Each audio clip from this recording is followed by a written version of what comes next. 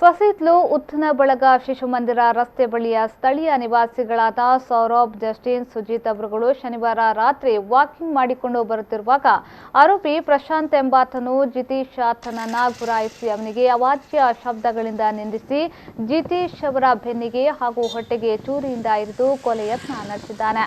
ಅಲ್ಲದೆ ತಡೆಯಲು ಬಂದ ಸೌರಭ್ ಹಾಗೂ ಜಸ್ಟಿನ್ ಅವರಿಗೂ ಚೂರಿಯಿಂದ ಇರಿದಿದ್ದಾನೆ ಎನ್ನಲಾಗಿದೆ.